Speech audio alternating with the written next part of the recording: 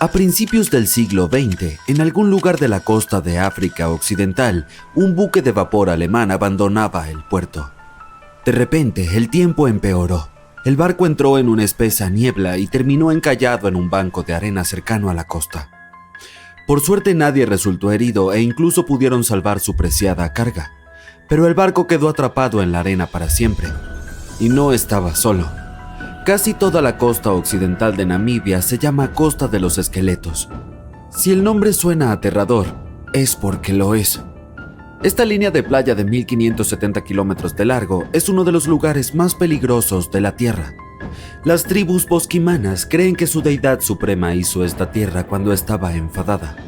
Los portugueses fueron los primeros europeos que pisaron Namibia en el siglo XV, y por supuesto, tampoco les gustó la Costa de los Esqueletos. Los exploradores portugueses pensaban que en esta tierra estaban las puertas del inframundo. Aquí es donde el desierto del Namib se encuentra con el océano Atlántico. Puede que sea peligroso, pero también es precioso, y además está declarado Patrimonio de la Humanidad por la UNESCO. Si la Costa de los Esqueletos tuviera un director de relaciones públicas, renunciaría al cargo el primer día de trabajo. La zona no es precisamente apta para turistas, debido a su geografía y su historia. Bajo la arena y las olas hay una corriente marina secreta que acecha a los navegantes desprevenidos.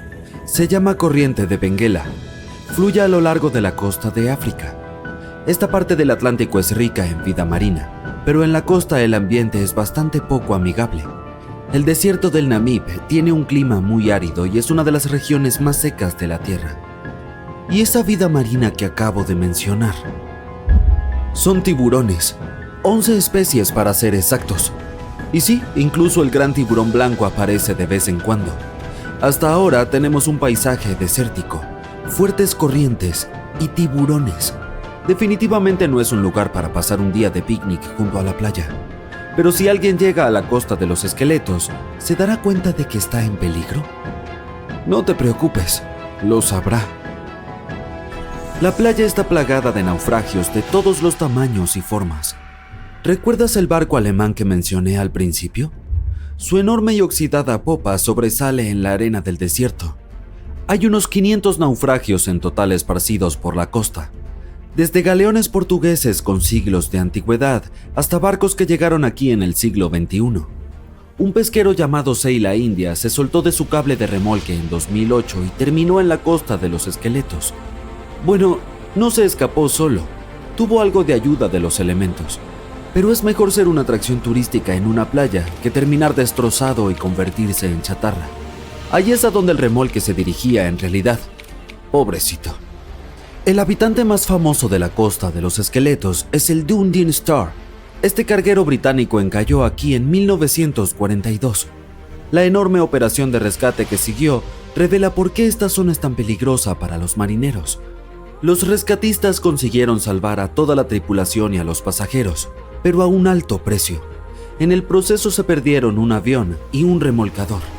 El último de los rescatistas tardó 2 meses en regresar a Ciudad del Cabo, Sudáfrica. ¿Por qué? Un vistazo al mapa de la región revela la razón. Existe un interminable mar amarillo, la arena. Aquí hay muy pocas carreteras, así que es difícil llegar a la Costa de los Esqueletos por tierra. También hay obstáculos legales. Se necesita un permiso especial para transitar por esta zona. Pero los esqueletos del nombre no solo se refieren a barcos, también representan huesos de animales. La mayoría pertenecían a ballenas y focas. Muchos animales se han adaptado a este hábitat, así que leones y hienas recorren las costas en busca de comida. Bueno, ahora también tenemos leones hambrientos, como si los tiburones no fueran suficientes. Otros animales con residencia temporal en la Costa de los Esqueletos son elefantes, guepardos, leopardos y jirafas. En 1971 las autoridades namibias crearon aquí un parque nacional, pero salvo por los surfistas que buscan un subidón de adrenalina, no recibe muchos visitantes. Se entiende por qué. El desierto del Namib es el más antiguo del mundo y tampoco es muy turístico. Quienes viajen a la región deben llevar protector solar y una chaqueta de invierno. Una combinación extraña, ¿verdad? Bueno, no tanto si se piensa que durante el día las temperaturas se disparan por encima de los 45 grados centígrados. Por la noche, la temperatura del aire desciende por debajo del punto de congelación, es decir, 0 grados. Menuda montaña rusa climática. Y ese no es el peligro final. Sí, hay más. ¿Recuerdas cómo se perdió aquel barco alemán en la espesa niebla? No fue un hecho aislado. Debido al clima de la región, la niebla aparece con frecuencia. Los marineros deberían taparse los oídos, pero esta niebla es buena para la fauna. Es su única fuente de agua en el desierto del Namib. Los reptiles y mamíferos se han adaptado a este duro clima y utilizan la menor cantidad de agua posible. Arenas movedizas, niebla espesa, fuertes corrientes, leones y tiburones. No es lo que se suele poner en los folletos turísticos, pero la Costa de los Esqueletos no es la única playa del planeta en la que no querrías pasar tus vacaciones. Te llevaré a Cape Tribulation, en Australia. La zona abarca unos 48 kilómetros cuadrados en el noroeste del continente, pero no es seca como la Costa de los Esqueletos. Forma parte de la selva tropical de Daintree. Aquí es la selva y no el desierto la que se encuentra con el océano. La playa de Cape Tribulation parece sacada de una postal, pero las apariencias engañan. ¿Australia? ¿Otra vez tiburones? No, aquí te esperan cocodrilos si decides darte un chapuzón en el mar. Son cocodrilos de agua salada, a los que se llama saltis. Es un bonito apodo para un reptil tan peligroso. Pero no están solos. La fauna parece tener un problema con los visitantes. De octubre a junio, las aguas que rodean Cape Tribulation se llenan de medusas de caja, también llamadas avispas de mar. Su veneno afecta al sistema cardiovascular humano. Si un nadador es tocado por una medusa, no tendrá tiempo de llegar a tierra para pedir socorro. El vinagre ayuda a neutralizar la picadura, por lo que conviene llevar una botella de repuesto en el equipaje. Los cocodrilos y las medusas suenan peligrosos, pero hay otro animal del que debes cuidarte. Se trata del jabalí. Puede sonar gracioso, pero no te reirás cuando te persiga uno por la playa. En Australia viven 21 millones de jabalíes. Son activos sobre todo de noche, lo que aumenta aún más el peligro de que uno de ellos se lance sobre ti en la oscuridad. La mejor defensa es correr en círculos. Los jabalíes no cortan bien las esquinas. Probablemente por eso no son muchos los que se dedican a las carreras. Cape Tribulation te tiene reservado un último peligro y no es un animal. Aquí hasta los árboles conspiran contra los visitantes. El árbol urticante tiene ese nombre por una buena razón. Si intentas agarrar una de sus hermosas bayas rojas, se defenderá. Sus púas son como pequeñas esquirlas de cristal. El efecto desagradable que producen en la piel dura un mes. Luego está el arbusto de la espera. Pero, ¿quién llama así a estas especies? Esta larga enredadera tiene pinches que te agarran y no te sueltan. Son tan fuertes que pueden tirar a un humano de un caballo. Tendrás que esperar a que alguien pase y te salve de este espinoso asaltante. Si estabas a punto de tachar esta playa australiana de la lista de vacaciones, espera un momento. Aquí el turismo está en auge. Las autoridades han restringido el acceso a todas las zonas peligrosas. Los visitantes se bañan en cascadas de ensueño rodeados de una exuberante vegetación. Incluso hay cuerdas para columpiarse. Esta sí que es una playa en la que uno puede relajarse. ¿Qué hace un barco en medio de un desierto? Esperarías encontrar una embarcación marina más cerca de la costa. Esta es la pregunta que los arqueólogos se hicieron durante décadas.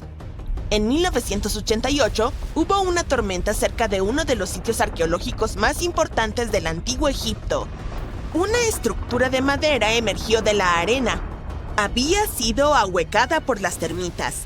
Los científicos estaban decididos a resolver el misterio.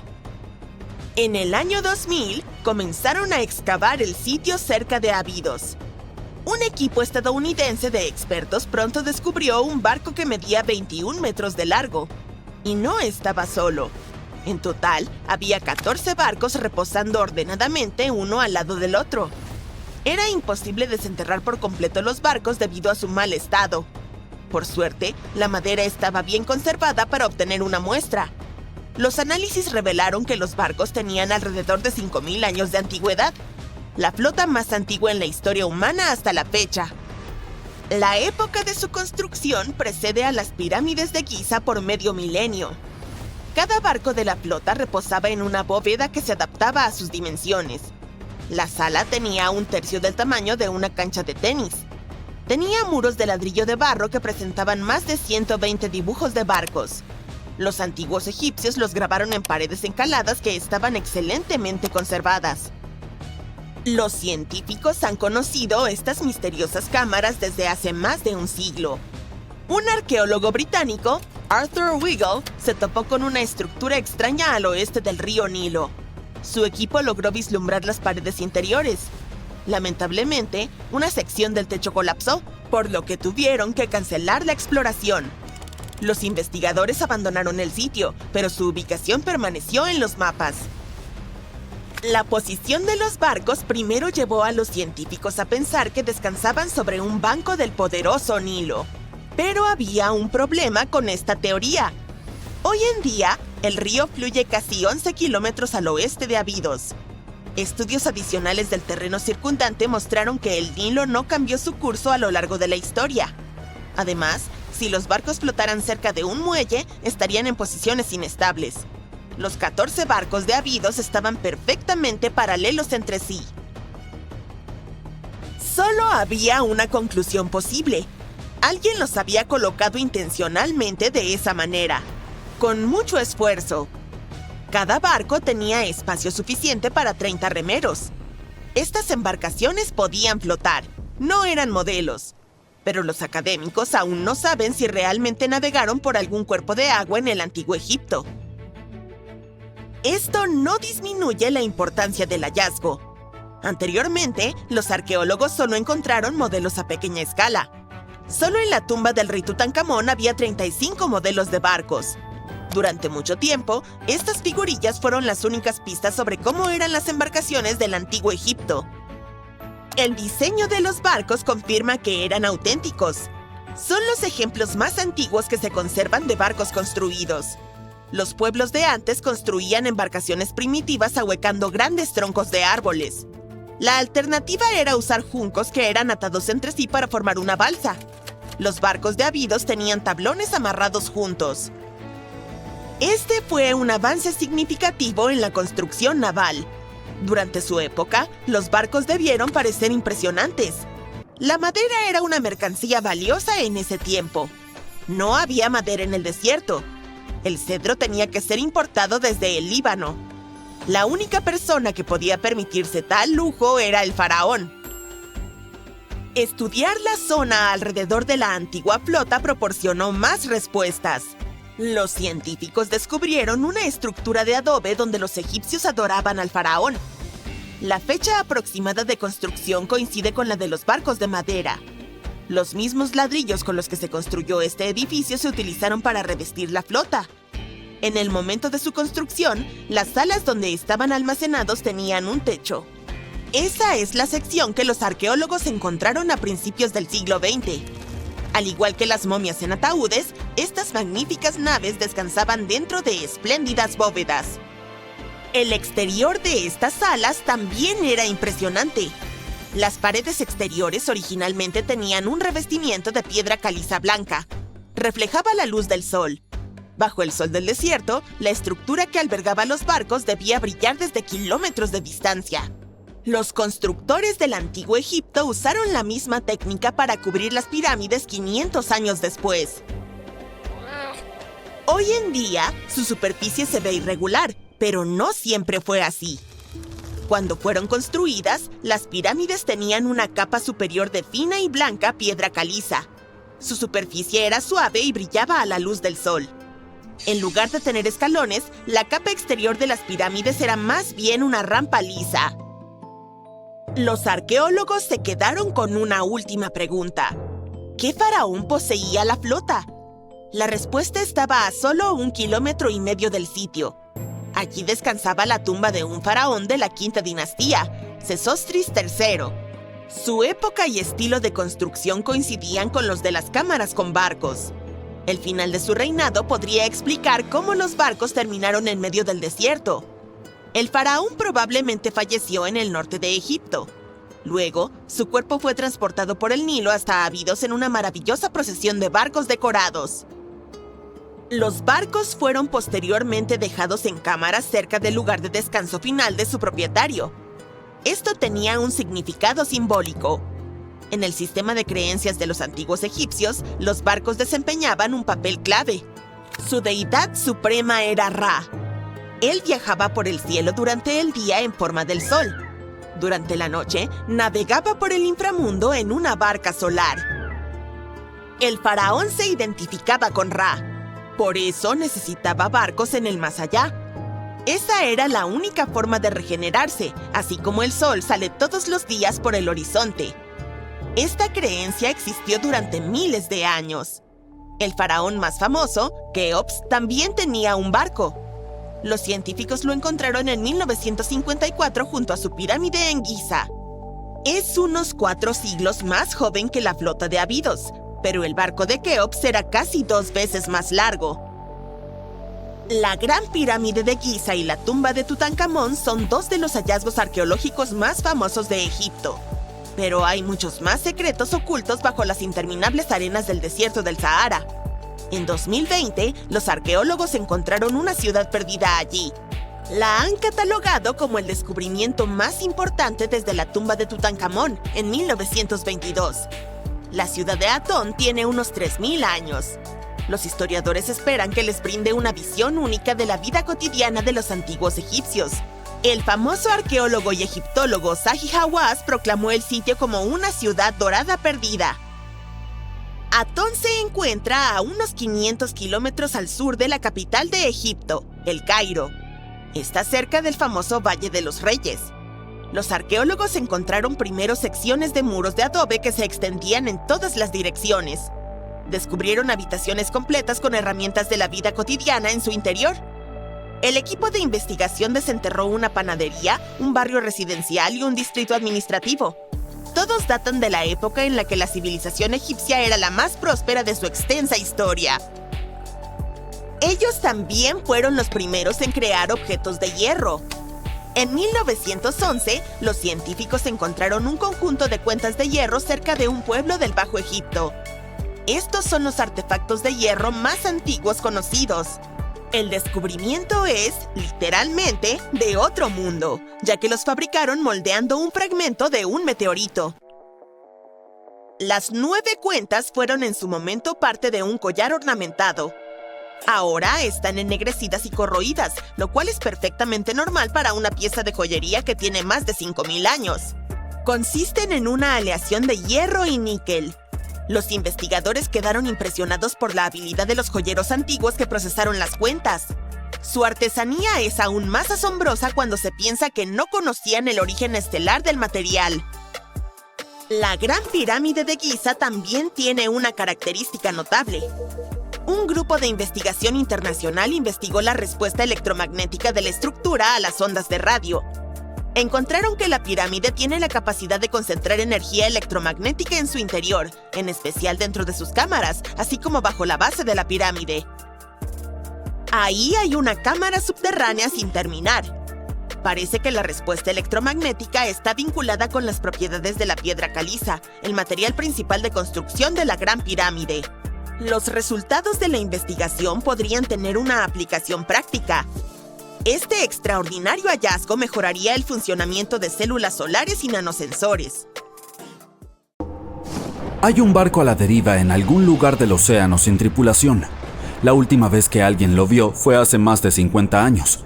Su historia recuerda a la del holandés errante, una embarcación destinada a navegar eternamente y a traer desgracia a quien la vea en el mar. O al menos eso dice la leyenda. Pero a diferencia del holandés errante, el SS Baichimo fue definitivamente real. Este fue construido para una compañía alemana en Hamburgo y comenzó como un barco de carga común.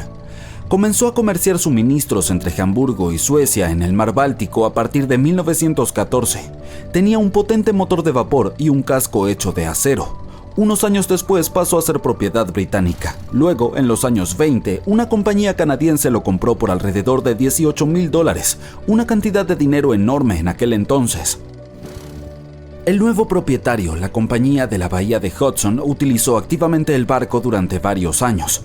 Frecuentemente lo enviaban en viajes desde su puerto base en Escocia hacia Siberia, Alaska, el Yukón y los territorios del noroeste. También navegaba por el Canal de Panamá e incluso por el Canal de Suez, llevando a bordo pieles de animales para la venta. A veces también transportaba pasajeros.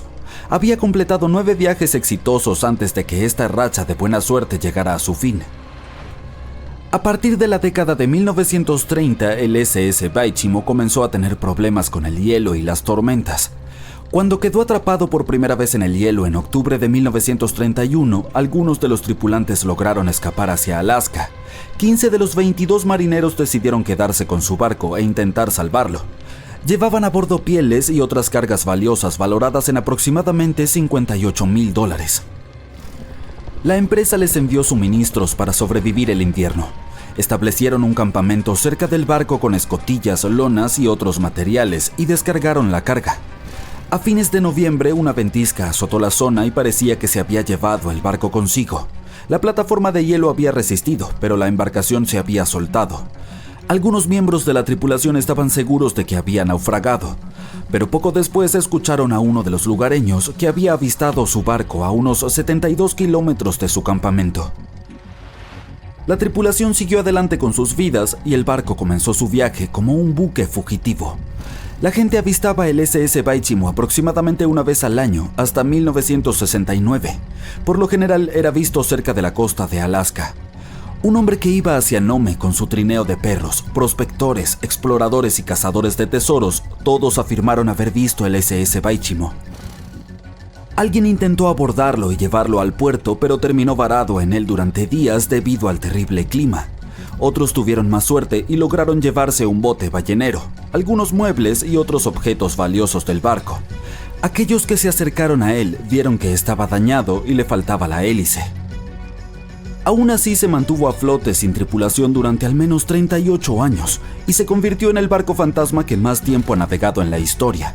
En 2006, las autoridades de Alaska iniciaron un proyecto para resolver el misterio del barco fantasma del Ártico y finalmente encontrar al SS Baichimo, ya fuera sobre o bajo el agua. Sin embargo, hasta ahora no se ha tenido éxito. El SS Baichimo sigue siendo uno de los aproximadamente 4,000 barcos que han desaparecido frente a las costas de Alaska. Si la leyenda del siglo XVII no miente, este barco fantasma podría estar navegando en algún lugar junto al holandés errante. Esta embarcación, también llamada holandés volador, pertenecía a la Compañía Neerlandesa de las Indias Orientales. Su capitán logró hacer lo imposible para esa época y navegó de los Países Bajos a Indonesia en solo 3 meses. Decían que volaba sobre el mar y algunas lenguas maliciosas explicaban que había hecho un pacto con las fuerzas del mal para lograrlo. Una vez, cuando el barco navegaba de regreso a casa, su capitán y la tripulación desaparecieron sin dejar rastro. Hay muchas versiones sobre lo que les ocurrió. Una de las primeras dice que intentó entrar al puerto en el Cabo de Buena Esperanza. Se encontró con una terrible tormenta y se hundió, ya que no había capitán que pudiera salvarlo. Otra leyenda cuenta que el capitán se negó a obedecer a los cielos para dejar que el barco se hundiera durante la tormenta. Entonces una espantosa forma luminosa golpeó la embarcación y a la tripulación, y desde entonces fue condenada a vagar eternamente sin descanso. Muchos marineros han afirmado haber avistado al holandés errante. El duque de York, quien se convertiría en rey de Inglaterra, mencionó haberlo visto en aguas australianas. Justo después de avistar el barco, el hombre que lo vio primero cayó desde lo alto de un mástil y no sobrevivió. Hubo más encuentros con este barco legendario hasta mediados del siglo XX. Las embarcaciones casi colisionaban con él cuando el holandés aparecía de la nada. Los científicos tienen una explicación más lógica para este misterio: la Fata Morgana, que no debe confundirse con Hakuna Matata, por cierto. Cuando estás en el mar en un día caluroso y el aire está todo ondulado, se siente como cuando miras la carretera en un día de verano abrasador. Eso se debe a algo llamado refracción atmosférica. Cuando la luz pasa a través de diferentes capas de aire con distintas temperaturas y densidades, se dobla y retuerce. A veces, bajo ciertas condiciones, esta flexión de la luz puede crear ilusiones ópticas realmente bizarras sobre el océano, como avistamientos del holandés volador. El fenómeno de la Fata Morgana puede hacer que los objetos distantes parezcan distorsionados, estirados o incluso elevados por encima del horizonte. Entonces puedes ver un barco a lo lejos, pero debido a la manera en que se dobla la luz, parecerá que está flotando sobre el agua o incluso desapareciendo y reapareciendo. La Fata Morgana se observa más comúnmente en las regiones polares, en especial sobre grandes extensiones de hielo que mantienen una temperatura baja uniforme. Sin embargo, puedes verla en cualquier lugar, incluso en desiertos y sobre lagos en días calurosos. Las primeras historias sobre barcos fantasma se remontan a la mitología griega y romana antigua. Uno de los barcos fantasma más famosos de la historia es el Mari Celeste. Este bergantín viajaba de Nueva York a Génova y estaba completamente abastecido de provisiones, pero no tenía tripulación cuando fue descubierto en el Océano Atlántico en 1872. Las pertenencias personales de la tripulación también estaban allí, completamente intactas. La última anotación en su bitácora se había hecho 10 días antes.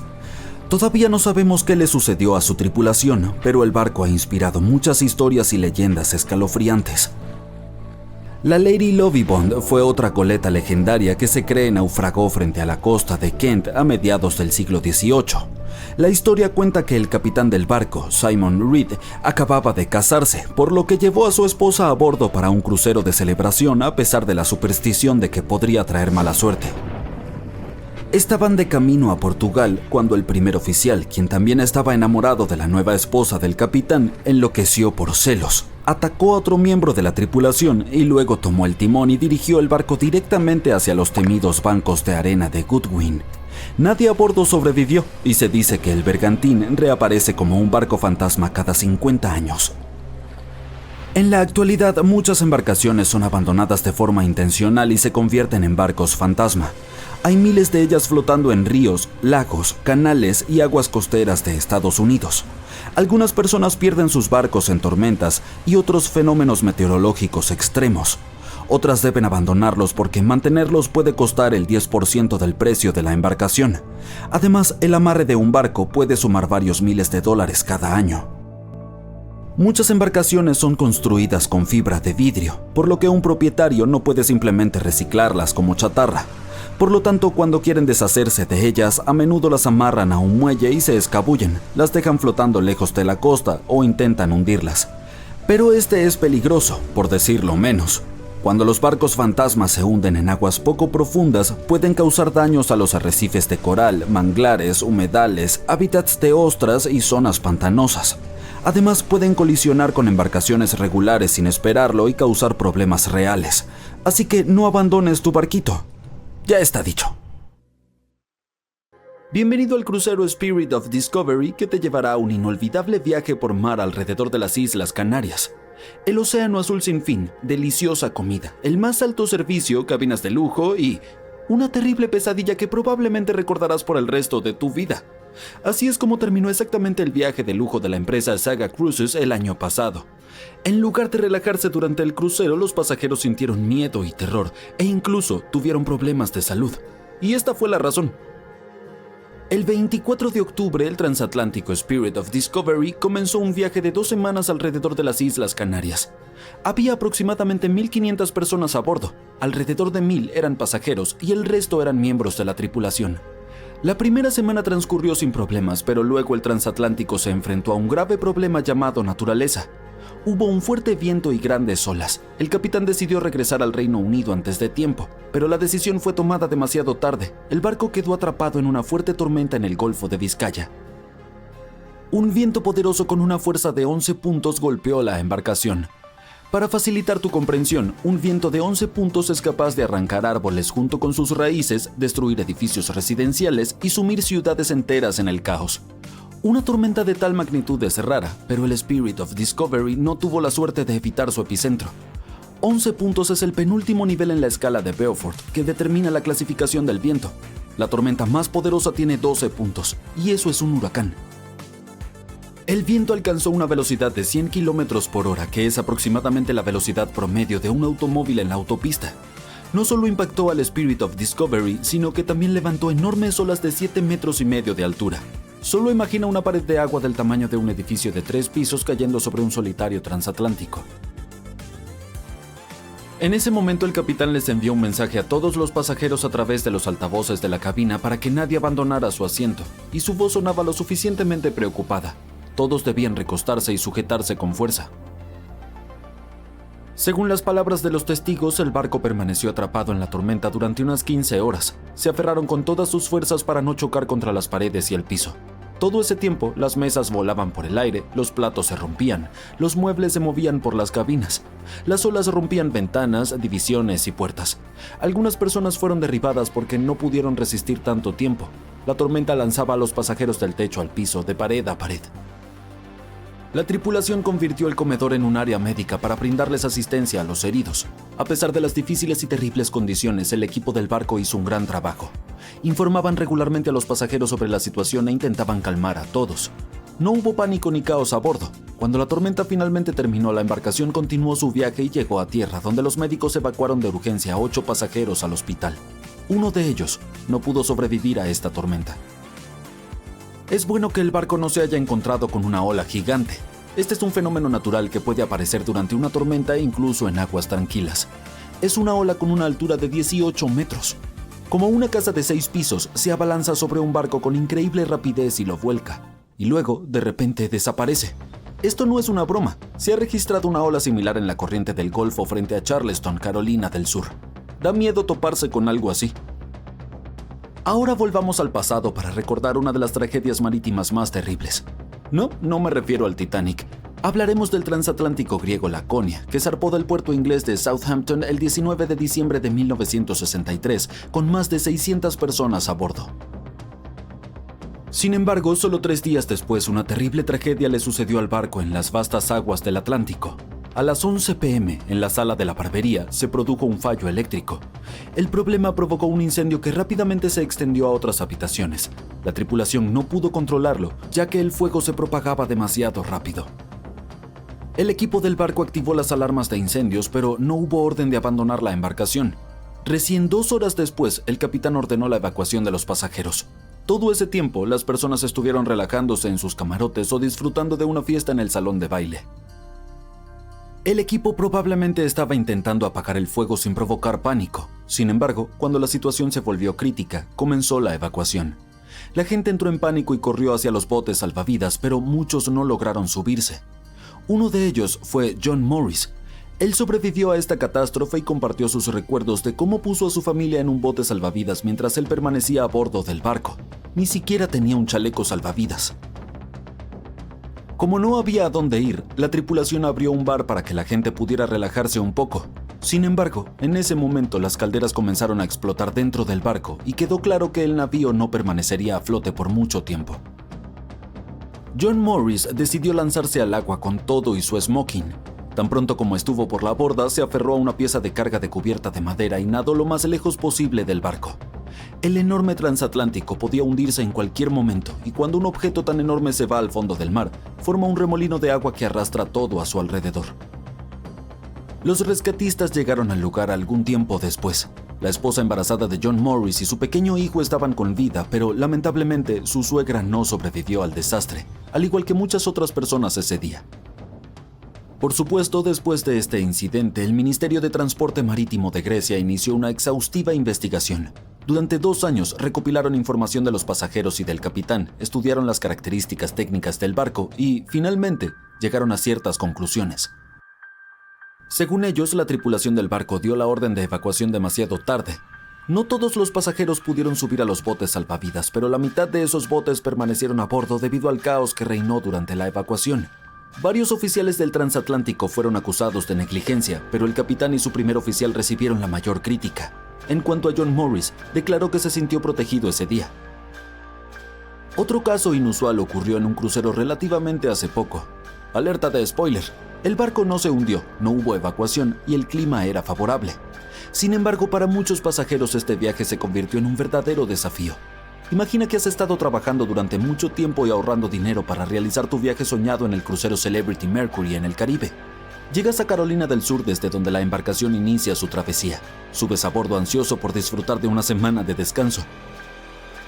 Al principio todo está bien. La gente se divierte, los chefs cocinan platillos deliciosos y los hermosos paisajes diurnos se transforman en fiestas nocturnas. Pero luego, de repente, muchos pasajeros comienzan a vomitar. Alguien se apresura a ir al baño y otros se quedan y vomitan directamente en los pasillos.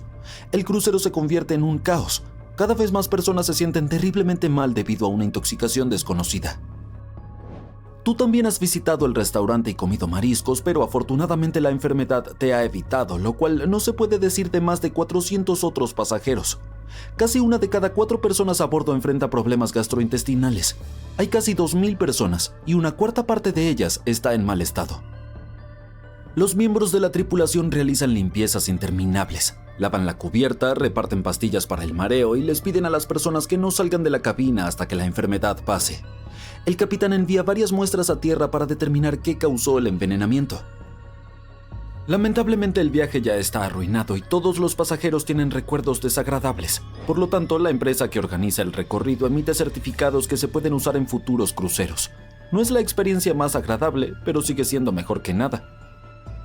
Ahora imagina que en lugar de solo sentirse enfermas, las personas se infectaran con algún tipo de bacteria que las convirtiera en zombies. Sería mucho más emocionante y aterrador. ¿Crees que podrías sobrevivir en un barco lleno de estas criaturas? ¿Cómo lo harías? Cuéntamelo en los comentarios. El año era 1865. Fue un auge de migración a nivel mundial, con nuevos lugares descubiertos y muchos asentamientos creados. Sin aviones como los que tenemos ahora, un barco era la única manera de escapar de la vida antigua y emprender un viaje hacia un futuro nuevo y, con suerte, más brillante. Así que, una aventura como esa era algo bastante común de hacer. Más de 500 inmigrantes llegaron seguros a Queensland y se suponía que el barco regresaría a Londres algún tiempo después. Fue realmente un largo viaje, pero no muchas personas estaban dispuestas a volver a Inglaterra. Después de todo, habían elegido ir a Australia para comenzar una vida completamente nueva, así que era natural que la embarcación regresara casi vacía. Sin embargo, el viaje de regreso fue aún bastante lucrativo, gracias a la carga que el barco podía transportar. La cantidad de productos lista para ser enviada era significativa, compuesta principalmente de lana impregnada en arsénico, sebo y pieles. Fue como matar 2 pájaros de un tiro. La tripulación no solo podría pasar el invierno cálidamente en Australia mientras Inglaterra soportaba el frío intenso, sino que tampoco desperdiciaría su tiempo. Con la gran cantidad de productos que debían cargar, les tomaría alrededor de 3 meses completar esa tarea. Comenzaron a difundirse informes de que el Fiery Star casi había terminado de ser cargado, pero resultó ser que la evaluación fue un poco demasiado optimista. Para pasar el tiempo, el capitán Yule pensó que sería una buena idea contactar con la sociedad de aclimatación y ofrecer su ayuda para transportar cualquier animal que quisieran enviar a Inglaterra en el Fiery Star. Ya tenía algunos emus y canguros a bordo, pero todavía había espacio. La sociedad realizó una votación y estuvieron completamente a bordo con la idea. Pensaron que enviar algunas talegallas sería un gran plan. Aunque ya había algunas de estas aves en Inglaterra, la sociedad francesa necesitaba un par y podían enviarlas allí a través de Inglaterra. Pero el equipo no sabía que toda esa carga, todos los productos que estaban dispuestos a vender en Inglaterra, finalmente conduciría a la destrucción del barco. El Fiery Star no solo se perdió, sino que la mayoría de las personas a bordo no sobrevivieron para completar el viaje. Era 23 de marzo. Ese fue el día en que finalmente se publicó el manifiesto del barco. Un manifiesto es una lista que detalla la carga, los pasajeros y la tripulación de una embarcación, avión o vehículo, principalmente para los funcionarios de aduanas. Este documento ayuda a los involucrados en el transporte a verificar que todos y todo lo que se cargó sigue a bordo cuando el vehículo llega a su destino. Una vez que se publica, significa que el barco está casi listo para zarpar. Había 3 formas posibles de acomodar a los pasajeros. Primero, estaba el saloon, el nombre anticuado para la primera clase. Luego, estaba la segunda cabina, que lógicamente era la segunda clase. Finalmente, estaba la tercera clase, la forma más barata de alojamiento para pasajeros en un barco. A finales del siglo XIX y principios del siglo XX, muchas personas viajaron desde sus tierras natales a América del Norte y Australia en busca de un nuevo comienzo. La mayoría de ellos eran pobres y tenían fondos limitados para viajar. En total, había 8 personas en el saloon, otras 8 en la segunda cabina y solo 21 pasajeros en tercera clase. De los 37 pasajeros, solo uno, John Omand, salió con vida. Él compró un boleto para la tercera clase. Así que, a diferencia de la situación del Titanic, en este caso, la clase no importó realmente. La lista de miembros de la tripulación no era tan detallada como la de los pasajeros. Se sabía que, en total, había alrededor de 55 personas en la tripulación, desde marineros aptos hasta miembros del equipo simplemente llamados muchachos. Pero algo me dice que la tripulación no era realmente tan importante para el capitán. En realidad, todo lo que le importaba era ganar tanto dinero como fuera posible, incluso si eso requería que se transportaran toneladas de carga peligrosa e inflamable. De los más de 50 miembros de la tripulación, solo 17 sobrevivieron a ese viaje. Pero hubo en realidad un miembro de la tripulación más que sobrevivió por accidente, simplemente porque no le dejaron subir a bordo. Sarah Johnston se disfrazó de hombre y planeó colarse en el barco. Sin embargo, algo en su apariencia hizo que el capitán sospechara, así que llamó a la policía y le pidió a Sarah que abandonara el barco porque no quería que se produjera ningún comportamiento inmoral. Bueno, le salvó la vida. Para él, ese fue su último viaje. El capitán, W. Hunter Yule, era aparentemente una verdadera celebridad. Ya tenía un historial de haber desembarcado inmigrantes de manera segura el año anterior, así que aparentemente no había motivo para preocuparse. El viaje prometía ser seguro. El velero Fiery Star zarpó de Moreton Bay rumbo a Londres. Los pasajeros ocuparon sus lugares. La carga ya había sido embarcada. La lista completa era sorprendente. Además de toda la lana, cebo, algodón, cueros y cuernos, también había 6 cajas de arrurús y varios otros bultos. Y no podemos olvidar los animales que el capitán también llevó a bordo. El 1 de abril de 1865, el Fiery Star estaba lejos, pero aún era observable al este mientras se dirigía hacia el Océano Pacífico. Esta fue la última información disponible hasta el 26 de mayo, cuando surgieron las noticias de su destrucción desde Brisbane. El diario del oficial en jefe William Sargent reveló que el Fiery Star tardó 12 días en alcanzar el extremo sur de Nueva Zelanda, lo cual sucedió el 11 de abril de 1865. El viaje iba bien hasta que el 17 de abril los mares agitados destruyeron 2 botes largos. El 19 de abril, un fuerte olor a humo alertó al capitán. Al revisar, encontró la bodega inferior completamente llena de humo debido a un incendio alimentado por la carga inflamable del barco. Las escotillas fueron cerradas de inmediato para intentar contener las llamas, pero al día siguiente, el calor y el humo tóxico obligaron a los pasajeros a salir de sus camarotes. George Mayber fue uno de los afortunados sobrevivientes. Era el ingeniero del barco y recordó los caóticos eventos del 20 de abril, cuando el capitán Yule y la mayoría de la tripulación y los pasajeros intentaron evacuar en medio del mal tiempo. Alrededor de las 6 de la tarde, el barco comenzó a llenarse de agua y, sin mucho aviso, el capitán Yule, 4 miembros de la tripulación y algunas pasajeras se subieron a un bote salvavidas y zarparon. El siguiente bote, dirigido por el segundo oficial, el señor Adio, era un gig, seguido de un jollyboat abarrotado.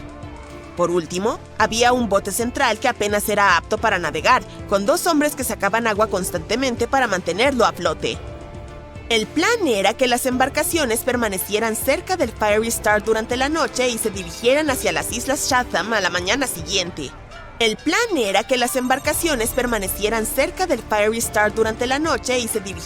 las Islas Chatham a la mañana siguiente. Pero al amanecer del 21 de abril, los 4 botes habían desaparecido sin dejar rastro. En el barco en llamas había 17 miembros de la tripulación y el pasajero John Omand, quienes se unieron bajo el liderazgo del primer oficial William Sargent. Durante 5 días y noches, George Mayber estuvo bombeando agua sobre el fuego sin descansar. Se ofreció voluntariamente a bajar por la escotilla de proa con una cuerda alrededor y un pañuelo sobre la boca. Descubrió que el palo de trinquete se había quemado a lo largo de unos 18 centímetros y el lado de babor estaba gravemente dañado, por lo que parecía una cáscara vacía. Agotado, regresó en busca de aire fresco, pero luego volvió a descender junto al intendente Marshall para acceder a un tanque de agua. No pudieron abrir la tapa, y mientras George se arrastraba sobre las pieles, sintió que se hundía. Cuando llegaron a la cubierta, se desplomaron por el cansancio. La carga había sido destruida por el fuego y el humo, y el calor en la cubierta era insoportable. La tripulación sobrevivía con raciones limitadas y pollos enjaulados, utilizando cada pedazo de madera disponible, incluidos los de los chiqueros, para las bombas. Los cerdos angustiados corrían descontrolados bajo el calor.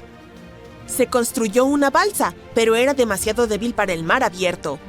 Dormir era esquivo y la tripulación había perdido todo, con solo esperanzas de llegar a tierra o encontrarse con otro barco. Finalmente, el Dauntless apareció y envió un bote salvavidas. El capitán Moore subió a bordo del Fiery Star el 12 de mayo y, tras evaluar la situación, coincidió en que la tripulación no podía hacer más. Embarcaron en el Dauntless a las 4 de la tarde. Presenciaron cómo el Fiery Star sucumbía a las llamas a las 11:30 de la noche. Fue una escapada por los pelos.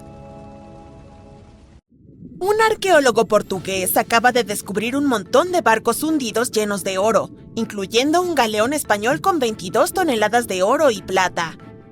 Tanto oro hoy en día tiene un valor de unos 2.000 millones de dólares, y esta es la cantidad de un solo barco.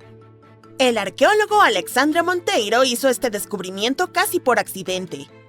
Estaba estudiando algunos documentos cuando encontró información sobre un barco que desapareció en 1615 y decidió que quería encontrarlo. Después de muchos años, Alexandre no solo encontró esta embarcación específica. En realidad, descubrió 8.620 naufragios solo en las aguas de Portugal. De este número, 250 estaban llenos de oro, un descubrimiento que haría temblar a cualquier Jack Sparrow. La mayoría de estos barcos se hundieron por razones aburridas como el clima, pero a veces fueron destruidos en batallas que pueden haber sido épicas.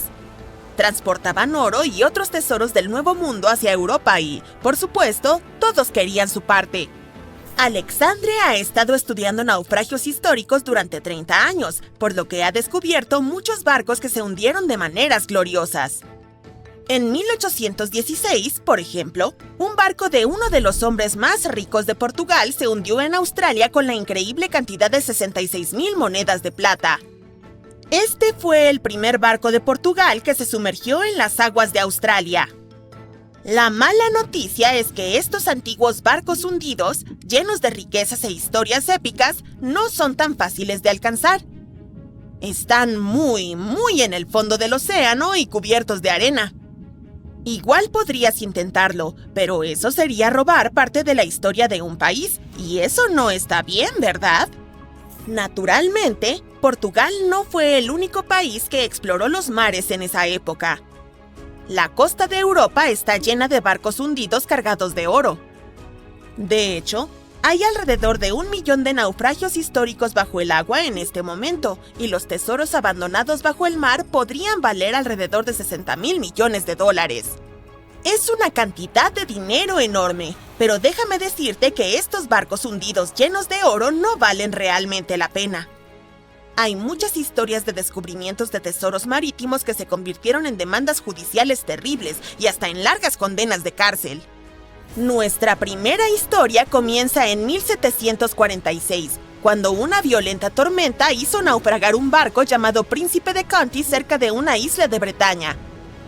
La nave estaba llena de té, cerámica y tenía 100 lingotes de oro. Por supuesto, los dueños del barco intentaron salvar el botín, pero si no es fácil ahora, imagina cómo era en el siglo XVIII.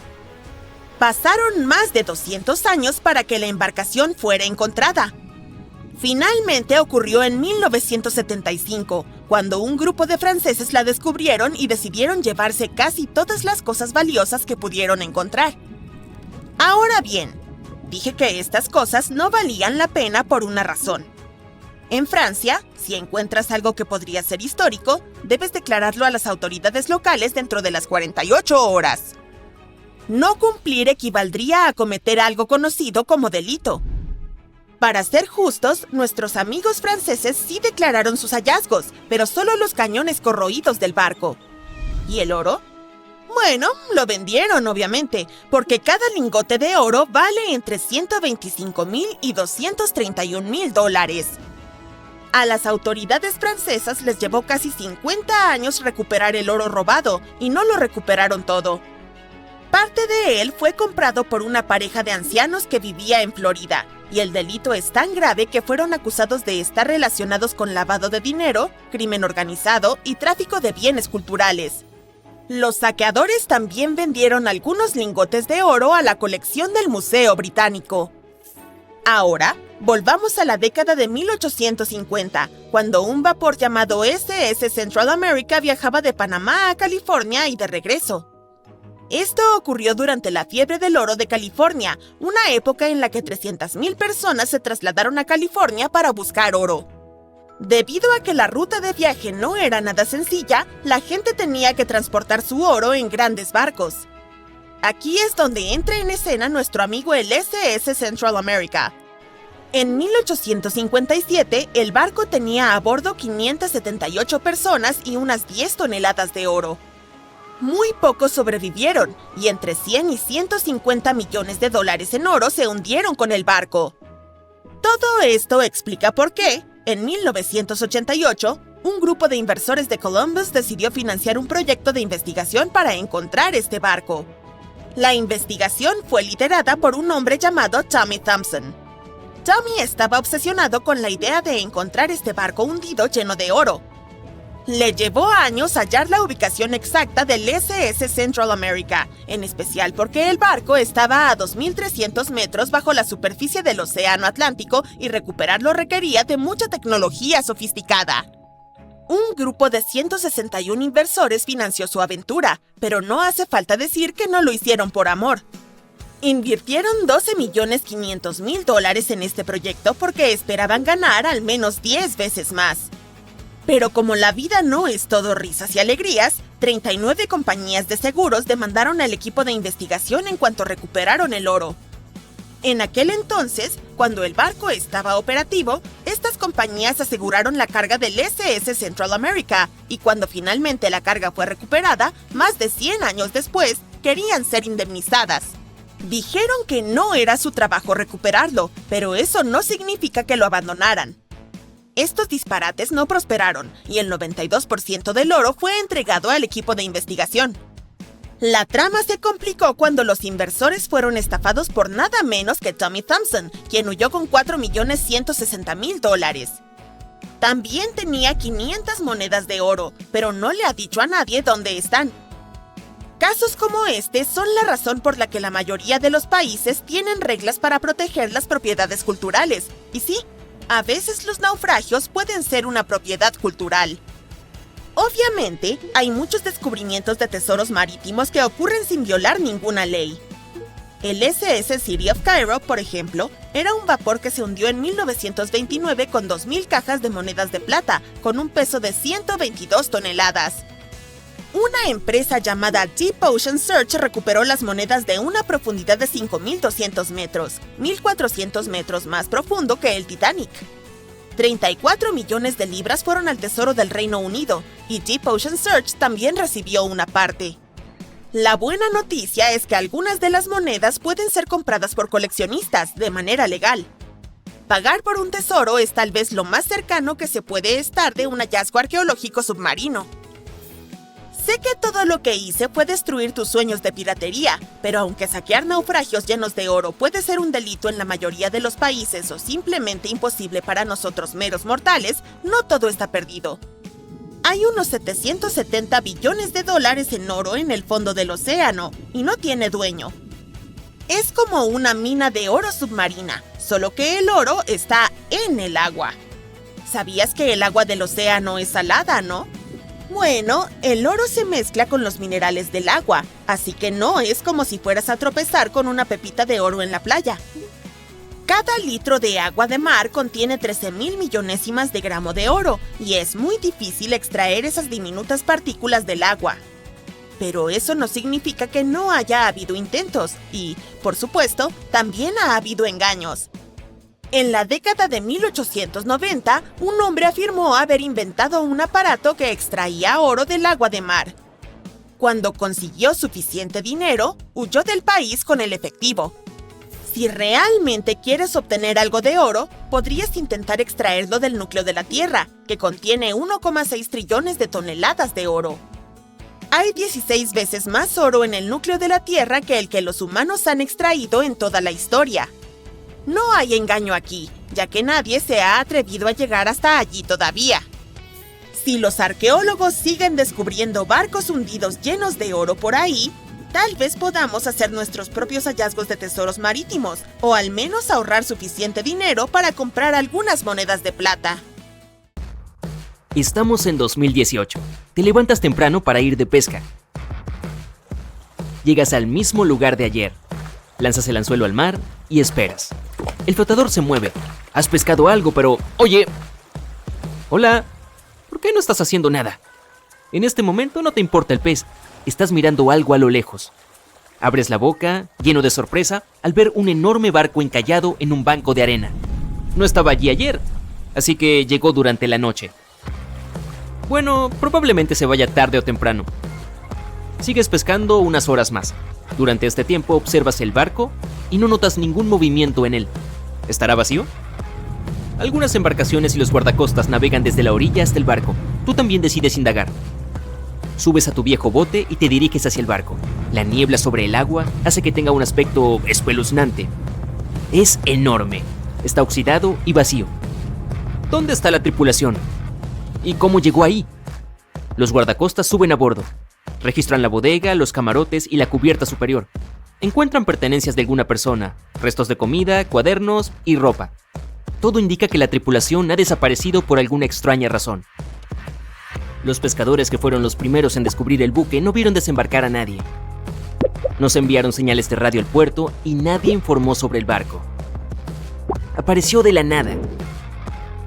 La única forma de obtener algo de información es mirar el número y el nombre. Se trata del Sam Ratulangi PB 1600. Los guardacostas comprueban la información, estudian los datos de todos los barcos del país y no puede ser. Una empresa construyó el barco en 2001 en Indonesia. Lo utilizaban para transportar cargas pesadas por los mares de Asia. Había estado operando durante 8 años. Entregaba productos industriales a diferentes puntos de la región, hasta que algo salió mal. En 2009, el Sam Ratulangi navegaba cerca de la costa de Taiwán, y eso es todo. No hubo más registros al respecto ni informes en ningún puerto. Todos pensaron que se había hundido, así que nadie intentó buscarlo. Pero 9 años más tarde, aparece aquí, grande y oxidado, frente a la costa de Birmania, sin tripulación ni combustible. Nace una investigación. Los servicios municipales intentan averiguar los nombres de todos los marineros que trabajaban en el barco y hallar pistas que ayuden a resolver este misterio. Además, esperan que el dueño de la embarcación aparezca pronto. Encuentran 2 cuerdas de remolque a bordo. Eso significa que un barco remolcó al Sam Ratulangi hasta este lugar. Más tarde identifican y encuentran a 13 miembros de la tripulación. Afirman que estaban yendo a la fábrica de Bangladesh para reparar el Sam Ratulangi.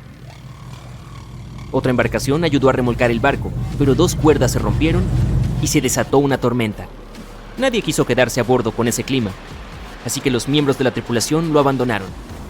No se sabe qué ha estado haciendo durante los últimos 9 años y cómo es posible que haya terminado allí, sin gente a bordo. Y aquí hay otra historia de un barco mucho más misteriosa. El 16 de febrero de 2020, los lugareños hallaron un gran barco de carga atascado en una orilla rocosa frente a la costa de un pueblo irlandés. El barco parecía oxidado, con agujeros en el casco y algunas partes podridas. Nadie había visto esa embarcación el día anterior, así que apareció allí por la noche. La última vez que alguien vio el carguero Alta fue unos meses atrás, a miles de kilómetros de la costa de Irlanda.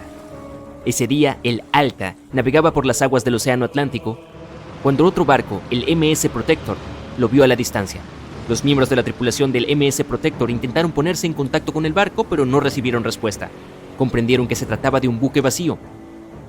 5 meses después, apareció cerca de la costa de Irlanda. Hay más preguntas que respuestas en esta historia, pero logramos averiguar algo. En 2015, el Alta apareció y desapareció del radar varias veces. Todos los barcos tienen un sistema de rastreo interno para que sea posible seguir su ruta mediante satélites, pero los tripulantes del Alta solían desactivar este sistema. Tal vez estaban metidos en alguna actividad ilegal. En cualquier caso, en 2017, el barco viajó a menudo entre los puertos de las islas griegas. Más tarde, la señal de rastreo desapareció y apareció recién 10 meses después, frente a la costa del norte de África. Durante este tiempo, el barco cambió de bandera varias veces. En septiembre de 2018, el Alta se encontraba al sureste de las Bermudas, con dirección a Haití. Fue entonces cuando la tripulación comenzó a tener problemas. El motor principal se averió justo en medio del Océano Atlántico. El barco comenzó a ir a la deriva. Pasaron varios días, pero los miembros de la tripulación no lograron repararlo y empezaron a quedarse sin provisiones. La situación empeoró aún más cuando se enteraron de que un huracán se dirigía hacia ellos. Por fortuna consiguieron ponerse en contacto con los guardacostas estadounidenses. El 2 de octubre, un helicóptero voló hasta el Alta para llevarles algunos suministros. Había comida suficiente para varios días. Luego, un barco de rescate se les acercó. Evacuó a los marineros y los llevó a Puerto Rico antes de que el huracán los alcanzara. El Alta quedó solo a la deriva en medio del océano. Pasado un tiempo, otro barco se acercó al Alta para remolcarlo a las costas de Guyana. A partir de entonces, todo salió mal. Alguien robó el barco, desactivó el sistema de seguimiento y se alejó con rumbo desconocido.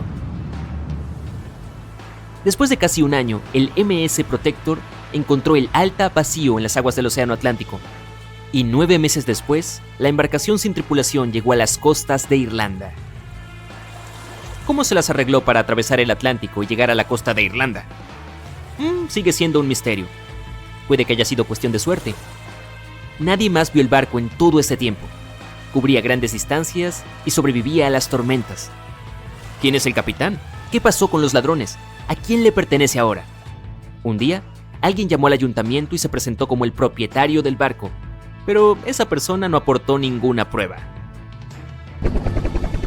Encontraron varios barriles de petróleo en el barco y se los llevaron en helicóptero. El Alta se estaba oxidando y la corrosión del metal podía ser dañina para el medio ambiente. El barco no tenía valor comercial, pero deshacerse de él costaría millones de dólares. Había 3 opciones: dejarlo donde estaba, remolcarlo al mar y dejar que se hundiera, o desmontarlo para vender sus partes. Pero la naturaleza tenía sus propios planes. Las tormentas y las fuertes olas partieron el casco en 2. El Alta estuvo a la deriva sin tripulación en las aguas del Océano Atlántico durante aproximadamente 2 años. Pero esto no es nada comparado con un barco que estuvo navegando durante 38 años. El récord pertenece al SS Baichimo. Solía ser un buque mercante de una empresa comercial. En 1931 se abrió paso en el hielo de la costa de Alaska. Su movimiento se ralentizó, una gruesa capa de hielo lo bloqueó y una fuerte tormenta empeoró la situación. La tormenta de nieve era tan intensa que los miembros de la tripulación solo podían ver un velo blanco delante de sus ojos. Seguir navegando era imposible. Tuvieron que esperar a que la tormenta se calmara. Esperaron 1, 2, 3 días. Una semana después, la tormenta era cada vez más fuerte. Por fin, un día se tranquilizó. Los miembros de la tripulación se dividieron en 2 grupos. El primero se dirigió a la ciudad más cercana. El segundo grupo, junto con el capitán, se quedó allí. Acamparon junto al barco y esperaron a que la tormenta, que había vuelto a empeorar, terminara. La visibilidad era nula. Finalmente, un día desapareció. ¡Genial! Y ahora, un momento. ¿Dónde está el barco? El SS Baichimo había desaparecido durante la tormenta. El capitán estaba seguro de que el barco se había hundido, así que partió junto con la tripulación. Una semana después, lo vieron a la deriva, cerca de la zona donde lo habían perdido. El casco estaba tan dañado que navegar en él no era seguro. Repararlo sería inútil y caro, así que el capitán decidió abandonarlo. Estaba seguro de que se hundiría tarde o temprano. pero se mantuvo a flote durante los días siguientes, los meses siguientes y unos cuantos años. A lo largo de los 38 años que siguieron, varias personas dijeron haberlo visto en varios puntos de la costa de Alaska. El último registro del SS Baichimo data de 1969. Los que lo vieron afirmaron que estaba completamente congelado, casi fundido con el hielo. Algunos quisieron emprender una expedición para encontrarlo, pero todos los intentos fracasaron. Es probable que se encuentre en algún lugar del fondo del mar. Recientemente se ha convertido en un lugar popular para muchos turistas que buscan el sitio perfecto para alejarse de todo. Si tienes suerte, tal vez encuentres aquí un maravilloso día soleado, pero lo más probable es que termines teniendo muchos días de niebla. Seamos honestos, también tienen un atractivo especial. Esta encantadora isla con forma de sonrisa se llama Isla Sable. Se encuentra a 305 kilómetros de la parte continental de Nueva Escocia. No fue accesible al público en general hasta 2013, que fue cuando se agregó a la lista de parques nacionales de Canadá. Puedes llegar aquí en avión o barco, pero de todos modos, ¿qué tiene de encantador este lugar? Debe haber algo, ya que el número de turistas crece cada año. En primer lugar, aquí hay una cantidad espectacular de caballos salvajes. Hay entre 200 y 500 caballos deambulando libremente por toda la isla. También hay una gran población de focas grises. Además, es el único lugar de cría de una rara especie de ave llamada gorrión de Ipswich. Si ya estás considerando viajar aquí, hay algunas cosas que debes saber primero.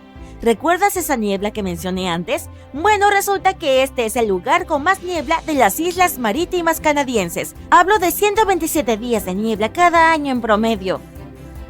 Durante esos días, la Isla Sable literalmente desaparece bajo una espesa capa de niebla.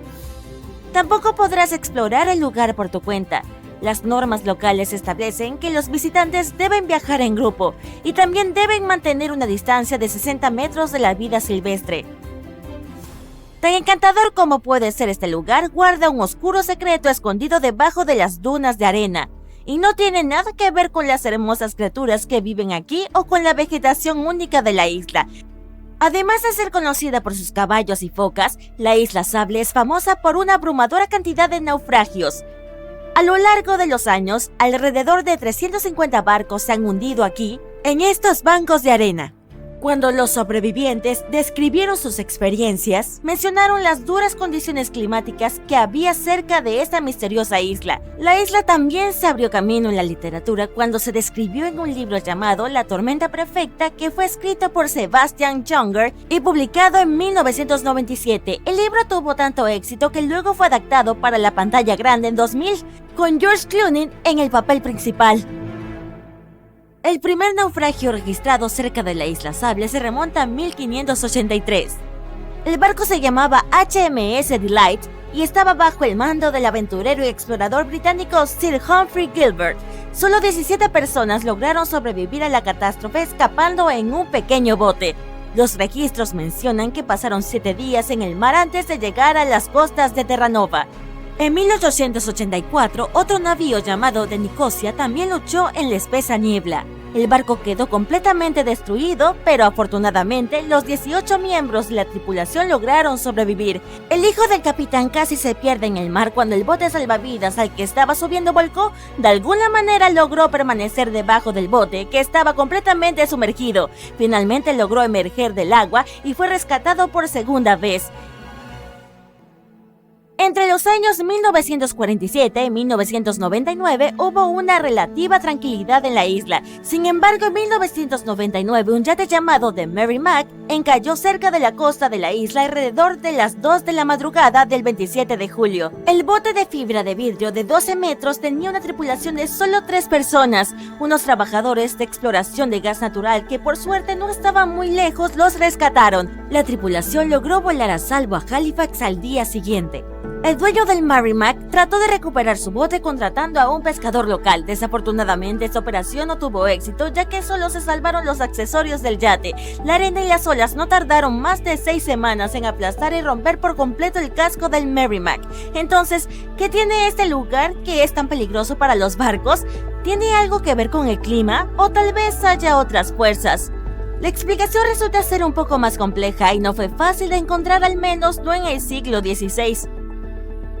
En primer lugar, la isla se encuentra en una de las zonas de pesca más ricas del mundo, dado que también está cerca de una de las principales rutas marítimas entre Europa y América del Norte. Cientos de barcos pasan por allí cada año. La probabilidad de naufragio aumenta cuando hay tantos barcos deambulando por la zona. La isla Sable también se encuentra en el camino de la mayoría de las tormentas que avanzan por la costa atlántica de América del Norte. No sorprende que los barcos a menudo se lancen directamente a las costas de esta isla.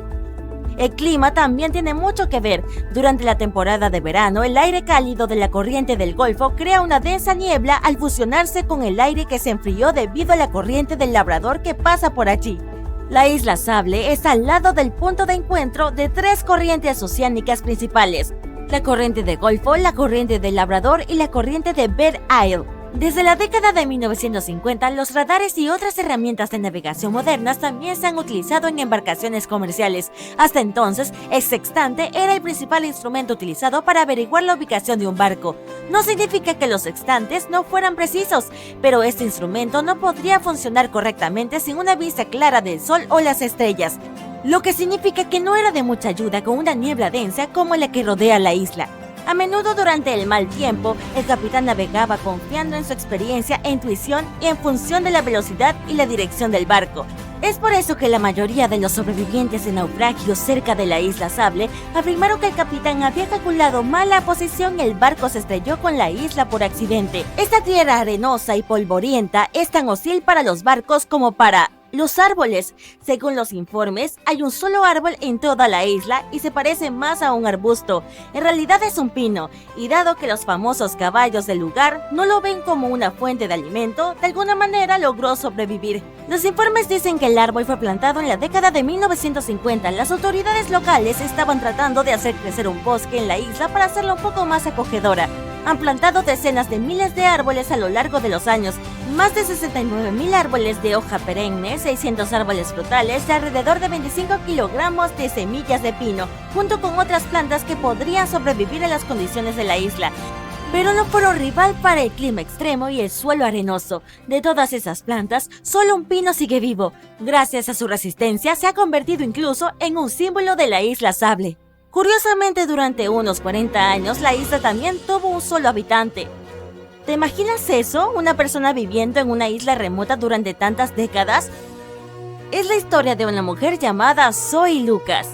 Ella eligió rodearse de los únicos otros residentes en la isla: los caballos, las focas grises y las numerosas especies de aves. Esta estimada naturalista mencionó en una entrevista que dio en 2017 que estaba acostumbrada a vivir en la isla y que nunca se sintió sola. Para sobrevivir aquí, tuvo que armar un kit esencial. Incluía un cuaderno para tomar notas y un par de binoculares para estudiar la vida salvaje. Puedes dar por hecho que no estaba asustada por el entorno intimidante, ya que finalmente decidió llamar hogar a este lugar.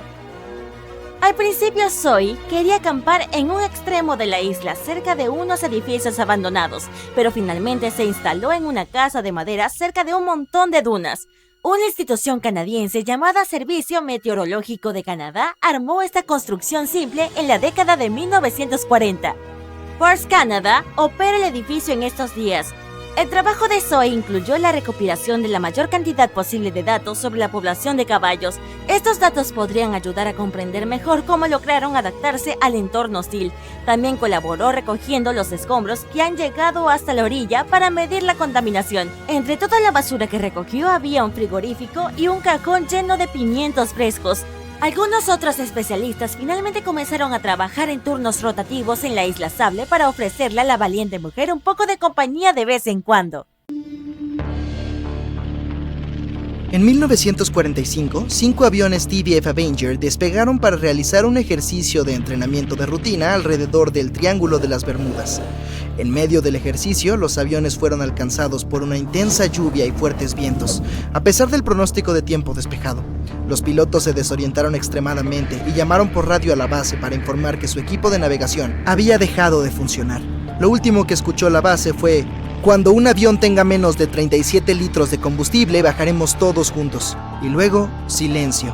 Los 5 aviones y sus 14 tripulantes nunca más fueron vistos ni se volvió a oír de ellos. En su primer viaje al Nuevo Mundo en 1492, Cristóbal Colón navegó por el Triángulo de las Bermudas. Informó que una noche, cuando estaba en la cubierta del barco, notó que aparecía una luz gigante en la distancia, diferente a todo lo que había visto antes.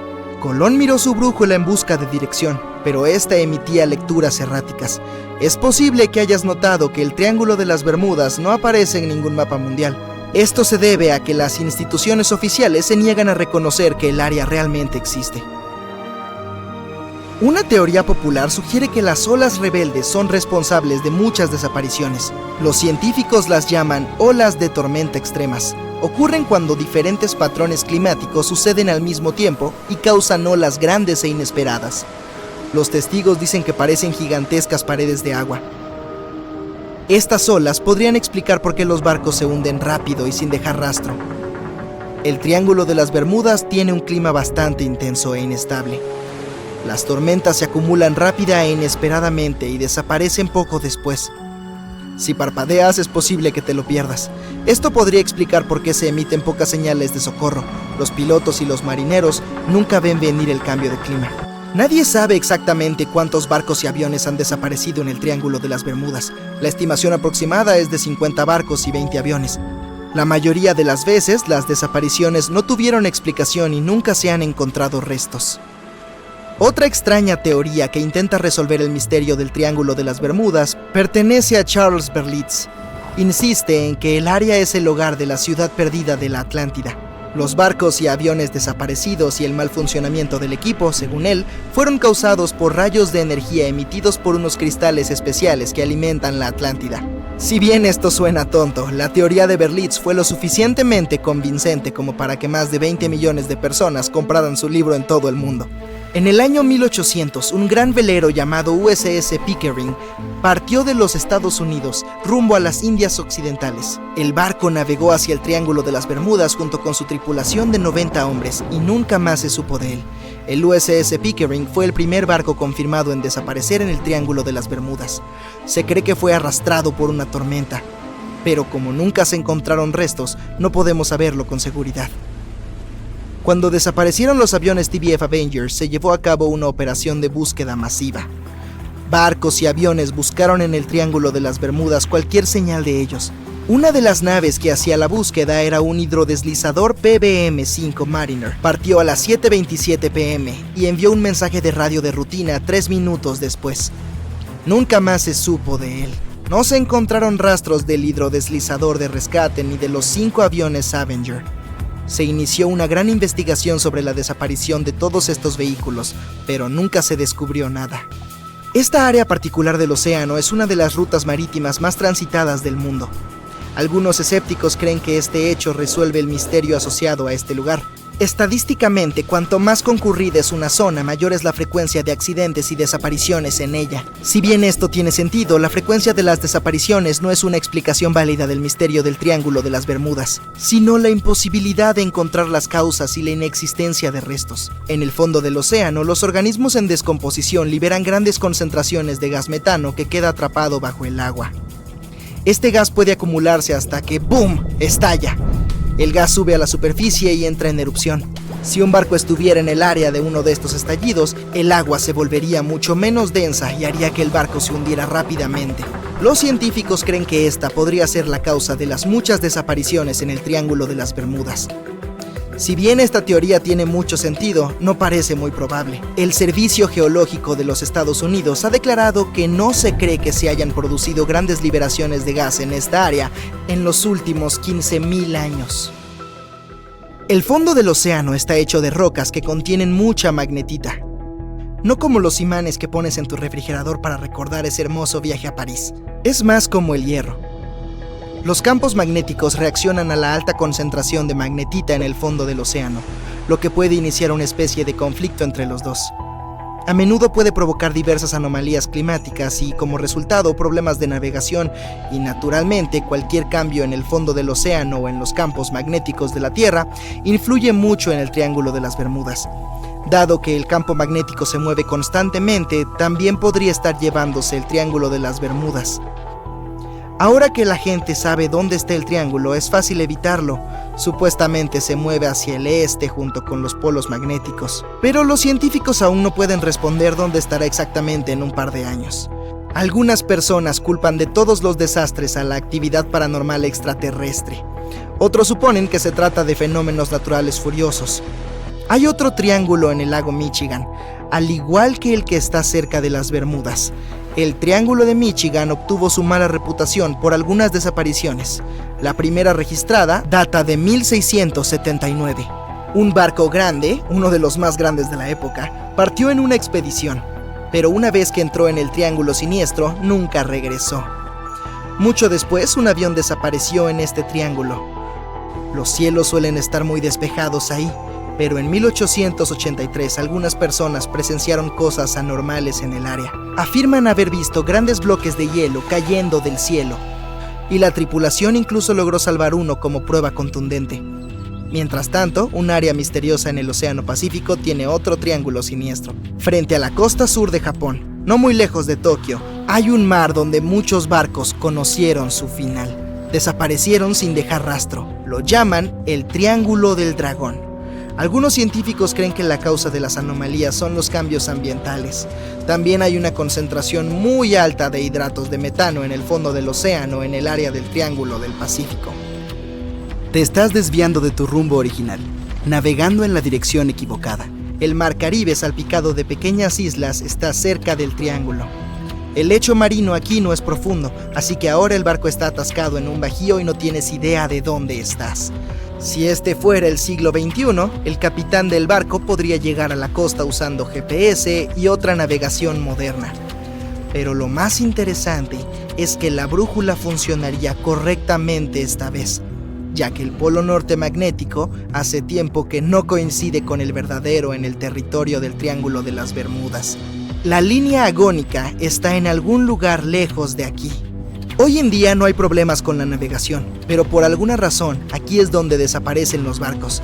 De hecho, no solo aquí, a lo largo del Océano Atlántico hay lugares donde desaparecieron muchos más. El Triángulo de las Bermudas ni siquiera está entre los primeros 10 de tales lugares. Una de las principales razones por las que muchos barcos se pierden aquí es que una de las rutas marítimas más populares del Atlántico pasa por el Triángulo de las Bermudas. Y cuantos más barcos hay en un lugar, más naufragios habrá. Es cuestión de simple probabilidad. Otras teorías dicen que hay una grieta espaciotemporal en esta región. Barcos y aviones caen en esta grieta y terminan en el pasado o en el futuro. Pero por alguna razón, no hay una sola prueba de este mito. No hay motivo para pensar que la grieta esté escondida en algún lugar de ahí. La base de una civilización extraterrestre se encuentra en el Triángulo de las Bermudas. Los visitantes de otras galaxias roban barcos junto con la tripulación para que nadie encuentre sus restos.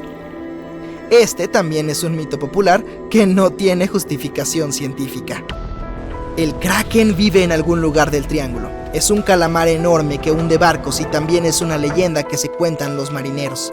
Sin embargo, los calamares gigantes viven en las profundidades del océano. Pueden crecer hasta el tamaño de medio vagón de tren, pero no se han registrado casos en los que hayan hundido una embarcación de gran tamaño y nunca se han visto en la zona del Triángulo de las Bermudas. En el pasado, la gente no sabía de la existencia de estas criaturas, así que cuando las vieron por primera vez, las describieron como monstruos enormes y terribles. Los calamares gigantes son una de las criaturas más escurridizas de la Tierra, y los científicos tuvieron que usar equipos de sonar para encontrarlos. No les gusta salir de las profundidades oscuras y es probable que teman el sonido de cualquier barco, así que eso debería eliminar al calamar como sospechoso.